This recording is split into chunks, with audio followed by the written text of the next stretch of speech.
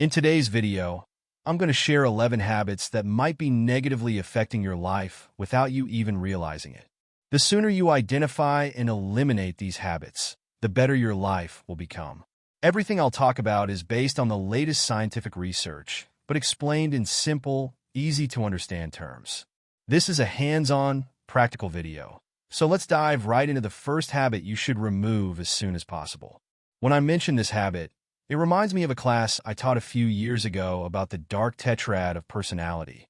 These are 4 traits that tend to cause issues in various situations: psychopathy, narcissism, sadism, and Machiavellianism. People who score high on these traits often cause significant harm to others. During that class, I remember a student raising her hand and saying she disagreed.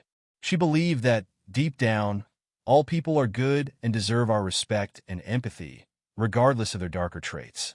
It was an interesting moment, with a class of over 50 students, and it sparked a great discussion about how we should approach these complexities of human personality. I once used an in-class situation to illustrate this point. During a lecture, a student disagreed with me, saying she believed that deep down, all people are good and deserve respect, love, and empathy, regardless of their actions. She felt these qualities should be extended to everyone, even those with dark personality traits like narcissism or psychopathy. Respectfully, I asked the class, who here has been hurt by someone with high levels of narcissism, psychopathy, Machiavellianism, or sadism? To my surprise, over 2/3 of the class raised their hands. I turned to the student and said, "I understand your ideal, and it's beautiful, but in practice, it's dangerous. In the real world, there's love, respect, and compassion, but there are also manipulative, cruel, and narcissistic individuals. Believing that everyone is inherently good can make you vulnerable in harmful situations." Many people have shared with me how their lives were devastated by individuals with these personality traits, sometimes to the point of never fully recovering. That's why treating such individuals with extreme compassion, to the point of making yourself vulnerable, is a significant risk. Now, you might be wondering how this ties into habits you should remove from your life. The first habit I advise against is what I call, don't bleed in a shark tank. As a good friend of mine says, in the world, there are people deserving of love and respect, but there are also manipulative and toxic individuals, the sharks. Science shows that while you shouldn't hide your vulnerabilities from everyone, especially those you trust, it's equally important not to expose those vulnerabilities to people who could use them against you. Some people envy your success and get hurt seeing you thrive. Scientific studies show that when an envious person sees someone else doing well, their brain activates circuits linked to emotional pain, similar to physical pain. The envious person, when they see you struggling, experiences activation in the brain circuits related to motivation. So when I say, don't bleed in a shark tank, I mean it literally, because some people feed off your weaknesses and pains. They feel motivated when they see you in a bad situation, and when you're doing well, these people experience emotional distress and may act behind your back to bring you down. As humans, we need emotional maturity to recognize that while some people deserve our care and trust, others do not. Don't bleed in a shark tank means you should be careful about whom you share your vulnerabilities with. Many people feed off your fragility, and the best thing you can do is offer them silence. Don't share your plans, victories, or struggles with these individuals because they aren't on your team. On the contrary, if they possess high levels of the dark dimensions of personality, they will thrive on seeing you fail. Be cautious and eliminate the habit of opening up or becoming vulnerable to people who might use it against you. Now let's move on to the second habit you should remove from your life if you want to improve it. While the first habit relates to your emotional life and relationships, this next one is about your health, particularly the health of your brain. You need to stop exposing yourself to artificial light at night. Along with that, you should avoid staying in dark environments during the day. To illustrate this, I'd like to mention a recent study published in the prestigious Nature journal. This study examined over 85,000 people and found a link between light exposure and mental disorders. Essentially, the results showed that the more you are exposed to light at night, the greater your risk of developing various neuropsychiatric disorders, such as depression, psychosis, post-traumatic stress disorder, and self-destructive behaviors. Interestingly, the more you are exposed to natural light during the day, the lower your risk of these disorders. Your risk for all these disorders I just mentioned increases. And this isn't just one study. We have many showing that during the day, you should avoid being in dark environments as much as possible. Try to work in a space that's well lit. In fact, one of the first things you should do after waking up is expose yourself to natural light. Simply standing by a window indoors won't cut it because outdoor light is much stronger. The goal is to let light into your eyes without looking directly at the sun, of course, as that can damage your eyesight. Early morning light sends signals to your brain via the suprachiasmatic nucleus, which communicates with other brain circuits, kicking off a cascade of biological processes that will boost your energy, motivation, and overall well-being. Light is incredibly powerful. Studies have shown that professionals who work near windows, and therefore in brighter environments, see improvements in productivity, mood, and even sleep quality. When you expose yourself to light early in the day, it sets a kind of timer in your brain. About 12 to 14 hours later, your brain starts secreting melatonin, the hormone that triggers sleep. So, exposing yourself to light in the morning not only boosts your energy and combats depression and other disorders, but it also helps you sleep better at night. Humans are naturally diurnal creatures. Don't buy into the idea that I function better at night, because I used to believe that too. Now that I've regulated my circadian rhythm, I'm more productive at 40 than I was in my 20s, which seems counterintuitive considering youth hormones should have been on my side. But the fact is, when you follow your body's biological rhythms, everything works better. That doesn't mean everyone needs to wake up at 5 a.m., as some claim. Each person has their own chronotype, and the key is discovering yours. I teach my students techniques to determine their chronotype, but we don't have time for that here. What's important is understanding that you should be awake and alert during the day and resting at night. Of course, some people have to work night shifts, and we should be grateful to them, as it can negatively impact their health, a fact well documented by science.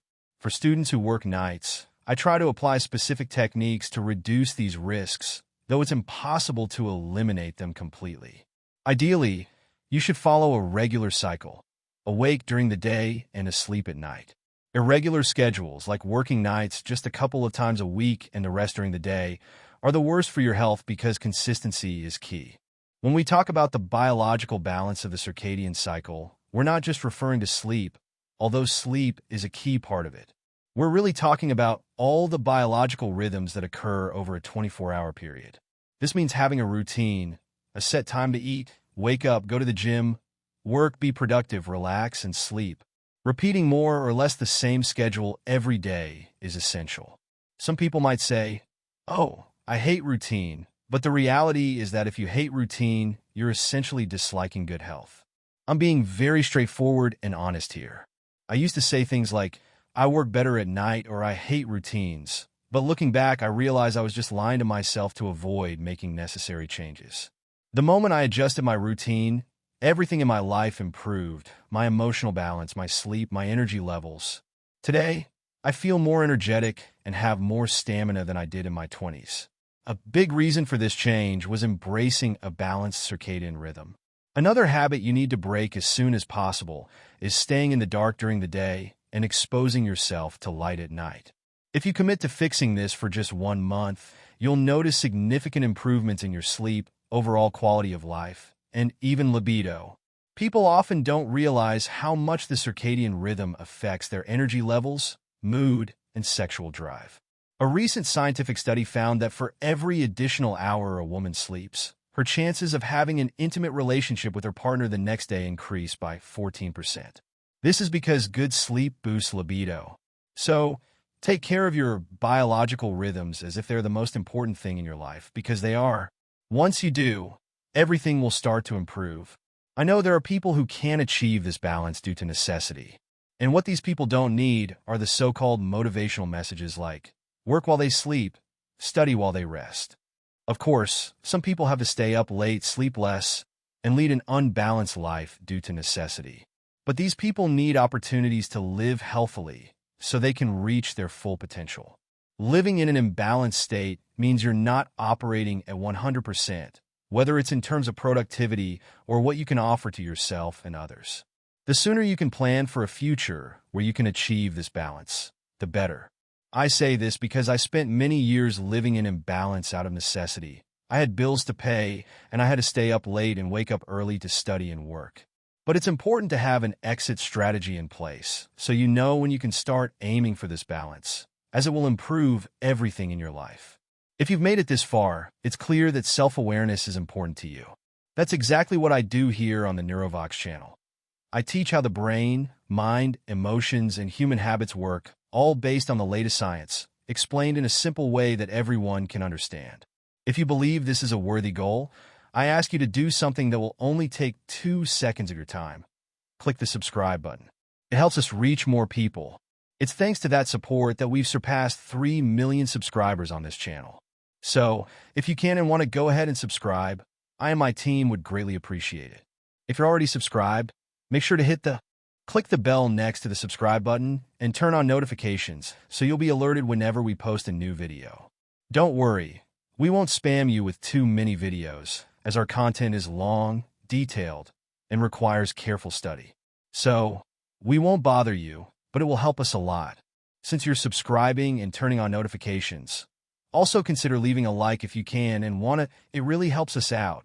Now let's get back to the topic and move on to the third habit you need to remove from your life, which is closely related to the first: using caffeine the wrong way.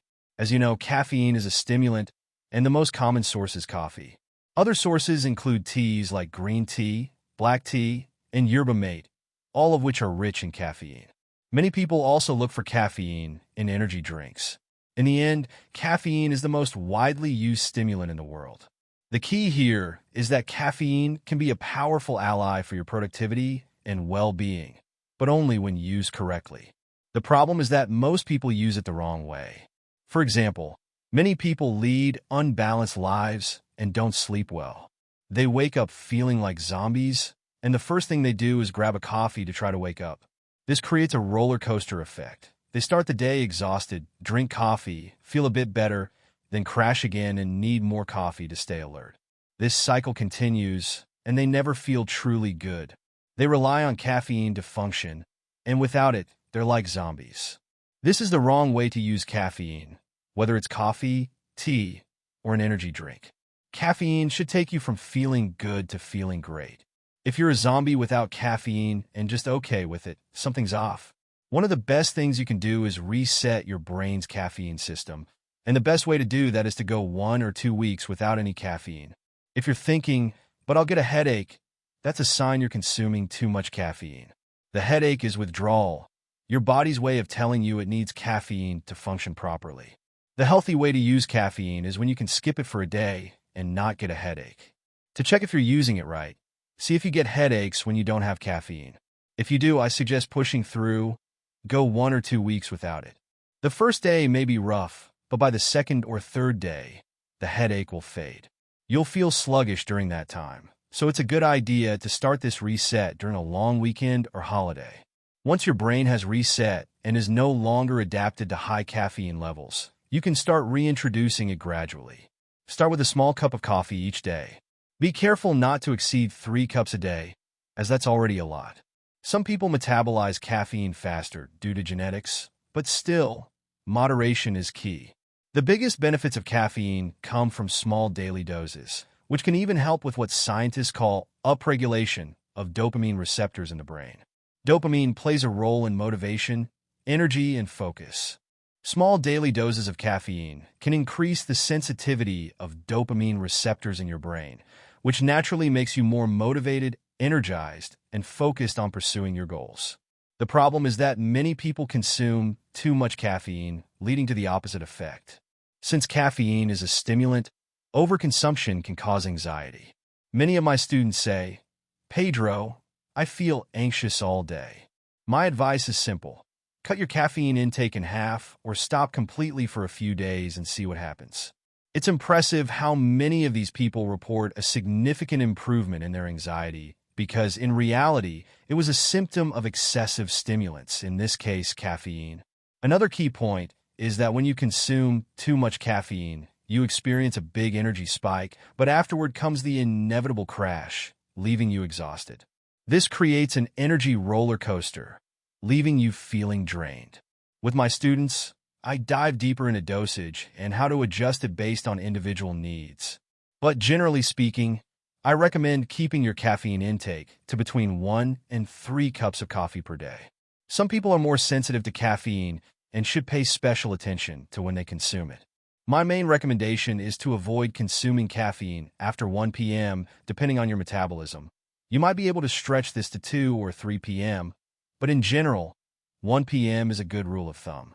This will improve your sleep because your body takes time to fully metabolize caffeine.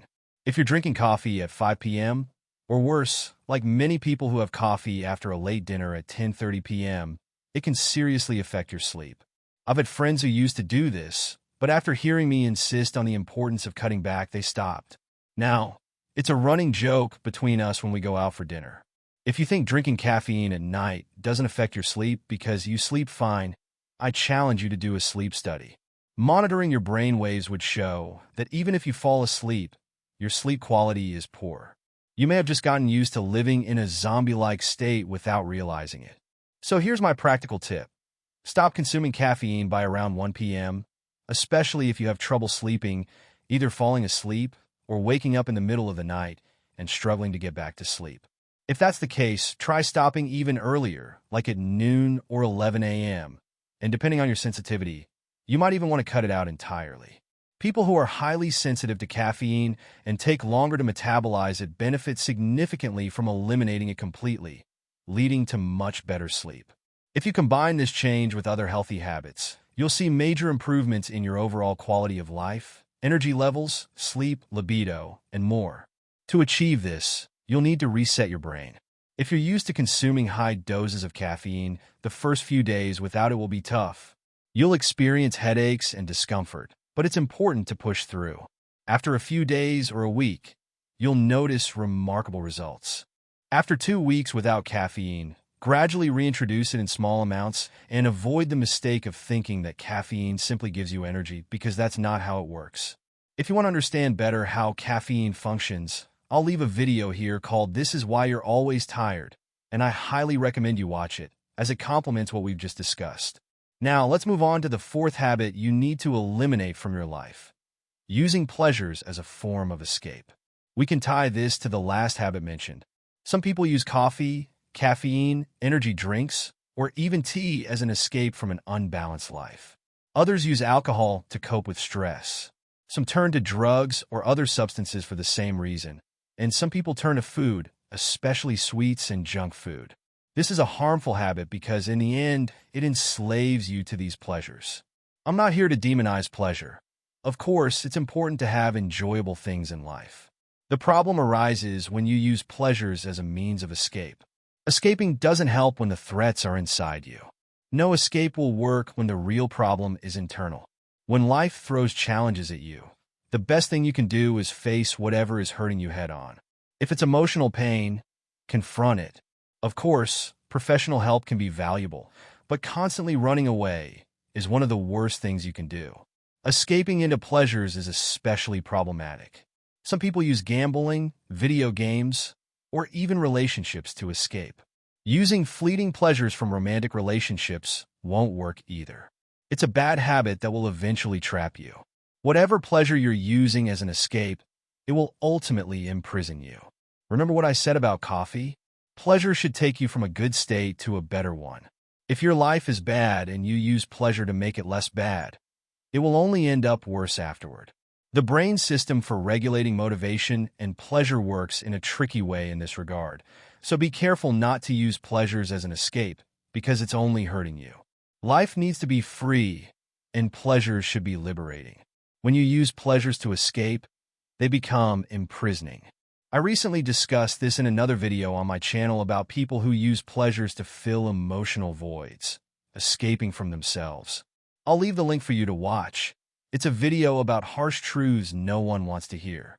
One of those truths is this: stop escaping into pleasures.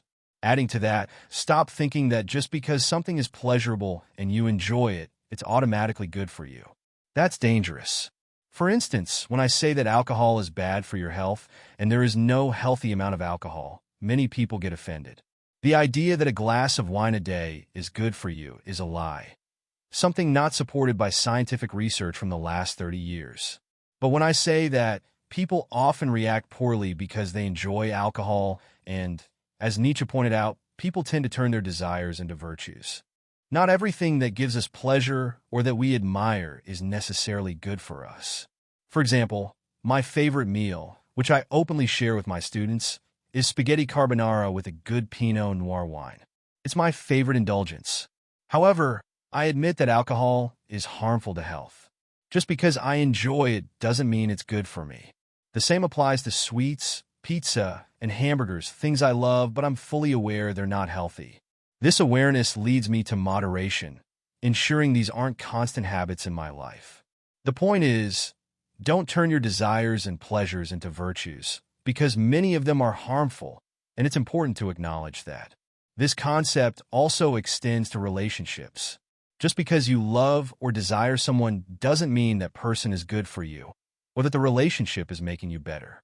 You've probably experienced, or will at some point, being in a relationship with someone you love deeply, but realizing it's not good for you. One of the hardest but most emotionally mature decisions is recognizing this and knowing when to say goodbye, even when you still care. The same applies to coffee. Many people love coffee, but that doesn't mean the way they consume it is healthy. It's essential to recognize when something is harming you and adjust accordingly. The good news about coffee is that, in the right dose, it can actually offer benefits. Alcohol, on the other hand, doesn't work the same way. It should be an exception, not a rule. Now, let's discuss the fifth habit you need to eliminate: treating self-awareness as a trivial part of your life. If you've made it this far in the video, self-awareness likely already interests you. Everything we've discussed so far revolves around knowing yourself better. We've talked about your brain, relationships, health, motivation, and drive. In just a few minutes, you've probably learned things about yourself that you didn't know. Self-awareness needs to be central in your life, not something on the periphery. It's both curious and sad to see how many people invest time, money, and effort into developing professional skills, but almost nothing in getting to know themselves better.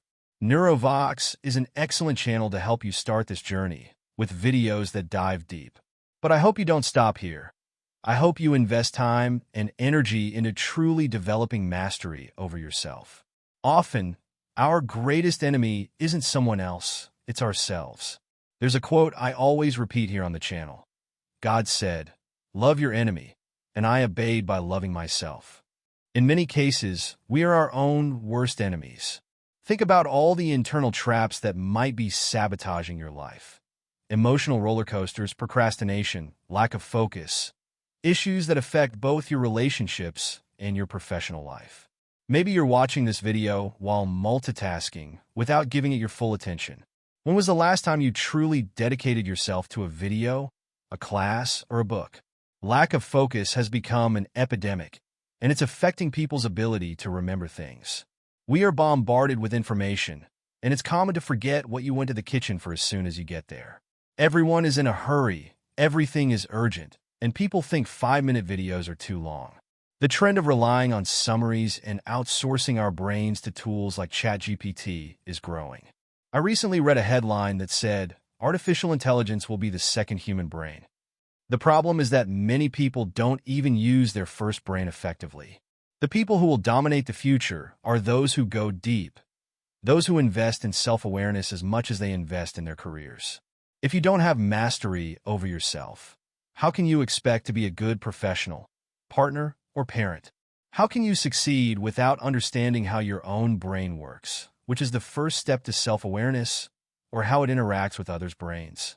It's absurd to spend years studying a profession without dedicating the same effort to understanding yourself. The workings of your brain, emotions, personality, and habits are more complex than any program or skill you'll learn in your career. It's a huge mistake to spend more time on your profession than on understanding yourself, because ultimately, everything depends on your relationships and self-understanding. If you don't invest time in this, how do you expect to achieve the results you want, transform your life, and attain the life you know you deserve? It may sound extreme, but the main reason is that many people treat self-awareness as secondary when it should be central. Meeting someone with a high degree of psychopathy, narcissism, Machiavellianism, or sadism requires a different approach. Trying to earn respect from these types of people won't work. You need to learn how to impose it. This can be challenging for some, especially if their personality is configured in a way that makes conflict difficult. For some, confrontation can be extremely uncomfortable, even causing nausea in certain cases. The science of personality studies these patterns, emotional, thought, and behavioral, and these patterns are greatly influenced by your personality traits. In fact, in the journey of self-awareness, there will be an entire lesson dedicated to the science of personality. Some people find it so hard to deal with conflict that they end up getting walked over by others. It's crucial to learn how to set boundaries, because if you don't, people will take advantage of you throughout your life. If you want to learn more about this, I'll leave a link to a video where I talk about how to impose respect and say no. Now, let's move on to the seventh habit you need to eliminate if you want a better life: not listening to others with empathy and compassion. Of course, knowing how to set boundaries and say no is important, but it's equally essential to listen to people with empathy. Some people, due to their personality, tend to be overly combative, always in conflict. This kind of behavior pushes people away, and you may end up isolated, the king or queen of an empty castle. If you're constantly at odds with others, it will wear down your relationships. Listening with empathy doesn't mean lowering your guard to abusive or disrespectful people. It means genuinely investing energy into understanding others. In today's world, where people are often more focused on their phones than on the person in front of them, this skill is becoming increasingly rare. Social media promotes a culture of self-centeredness, encouraging people to post, comment, and speak, but not to listen. This weakens the bonds in relationships. If you don't practice active listening with your partner in a relationship, for example, it could be the beginning of the end. Similarly, at work, whether you're a leader or part of a team, failing to listen to colleagues can weaken professional ties and even reduce your chances of being promoted. Therefore, learning to truly listen is essential to strengthening any kind of relationship. Balancing the ability to assertively set boundaries while also listening to others with empathy is one of the hardest but most important challenges. Most people lean too much in one direction. Either they're overly combative and push others away, or they don't know how to say no and let others take advantage of them. Finding this balance is tough, but it's essential for living a better life. Now, the eighth habit you need to eliminate is confusing persistence with stubbornness. Many people continue pushing in situations, projects, or relationships that no longer make sense for them. They try to force themselves into spaces where they don't belong, and it leads to frustration. It's important to know the difference between persistence, facing challenges with courage and energy, and stubbornness, which is continuing to invest in something with no future. One simple tool I recommend is asking yourself two questions. Is staying in this situation making me a better person? And does staying here make me respect myself more or less? These questions help determine whether you should persist or if you're just stubbornly holding on to something unhealthy. If the answer is negative, it might be time to move on. This doesn't mean the place or person is bad, but it may not be right for you. Many people stay stuck in relationships or situations that make them worse, causing them to lose respect for themselves. Over time, they become hollow versions of who they once were, paralyzed and unable to leave. Don't let this happen to you. Stay aware of your life. Keep control in your hands, and use self-awareness to recognize if something is temporary or if it's time to make a change. On the other hand, be careful not to confuse discomfort with toxicity. Not everything that makes you uncomfortable is toxic. Sometimes people jump out of situations at the first sign of difficulty, which is common in superficial relationships, like those that start through dating apps. Just because something upsets you doesn't mean it's toxic. Not every disagreement or criticism is a sign of toxicity. Have the maturity and emotional intelligence to understand the difference. It's crucial not to waste your energy insisting on something that no longer deserves it. At the same time, you need to cultivate the habit of persisting in things that truly matter. This is one of life's difficult but essential balances for achieving a good life. Now, the ninth habit you should eliminate from your life if you want to improve, it is desiring results without having the necessary skills. This is very common nowadays. On social media, you see people promising that you'll get rich in 7 days, change a habit in 21 days, or lose 20 kilos in a month. These outlandish promises, whether in the financial, professional, personal, or health realms, create a collective illusion that people deserve results without having the competence to achieve them. This is simply absurd. Results, whether financial, professional, or personal, come from competence, and competence is something you develop by investing a lot of time, energy, and resources. There's a popular concept from Malcolm Gladwell suggesting that you need 10,000 hours of practice to become an expert at something. Although this number isn't scientifically precise, it reminds us that becoming competent in an area requires a lot of dedication. The idea that you can master something in just a few days or months is misleading. And if you believe these unrealistic promises, you're fooling yourself. Competence takes effort and time. To be a good husband or wife, for example, you need to invest in becoming more competent in relationships. To be a good parent, you need to dedicate time and energy to improve your parenting skills. And to succeed professionally and earn well, you need to invest in yourself to become more competent. However, many people today expect results without competence, which is the hallmark of someone spoiled. A spoiled person disconnects results from competence and believes they deserve rewards without effort. If you want amazing results in your life, whether personal, professional, financial, or romantic, accept that it will take patience, dedication, and thousands of hours of practice. Without competence, there are no results. The 10th habit you need to eliminate is living as an imposter instead of acknowledging and improving your flaws. If you don't have the competence needed for the results you want and you don't recognize this, hiding behind a mask of competence, you're fooling yourself. Social media makes this easy, allowing people to project an image of perfection and success, even when they lack the skills or competence behind it. The difference between imposter syndrome and being an actual imposter is simple. Imposter syndrome happens when you are competent but feel like you're not good enough. On the other hand, if you pretend to be competent when you're not, you're being an imposter.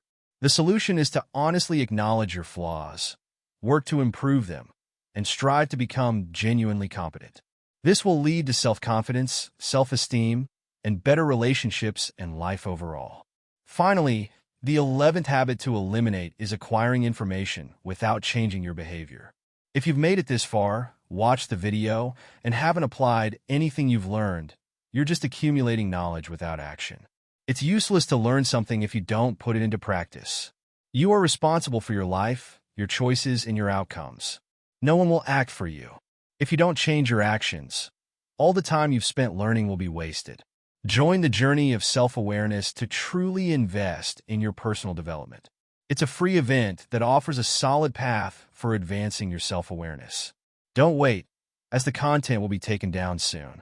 The link is pinned in the comments and in the video description. And finally, congratulations for making it to the end. Most people don't get this far in a video like this, and you're already an exception. Let's move forward together on this journey and keep growing. It's crucial not to waste your energy insisting on something that no longer deserves it. At the same time, you need to cultivate the habit of persisting in things that truly matter.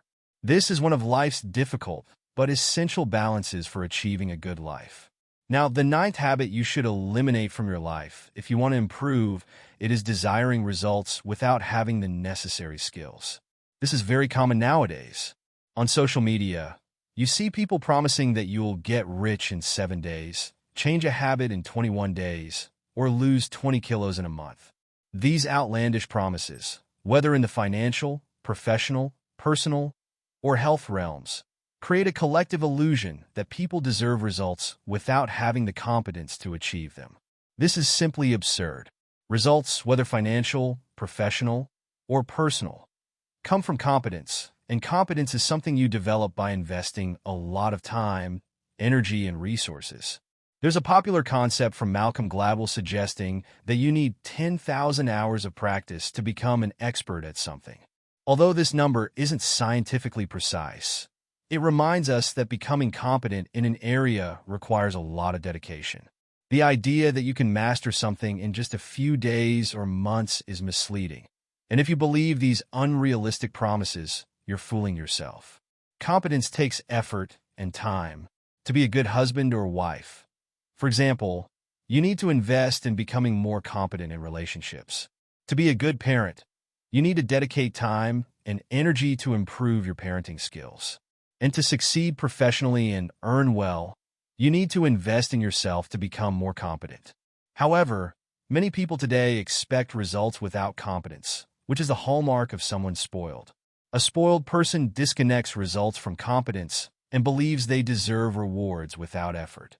If you want amazing results in your life, whether personal, professional, financial, or romantic, accept that it will take patience, dedication, and thousands of hours of practice. Without competence, there are no results. The 10th habit you need to eliminate is living as an imposter instead of acknowledging and improving your flaws. If you don't have the competence needed for the results you want and you don't recognize this, hiding behind a mask of competence, you're fooling yourself. Social media makes this easy, allowing people to project an image of perfection and success, even when they lack the skills or competence behind it. The difference between imposter syndrome and being an actual imposter is simple.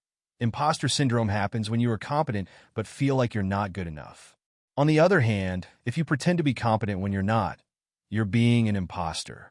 The solution is to honestly acknowledge your flaws, work to improve them, and strive to become genuinely competent.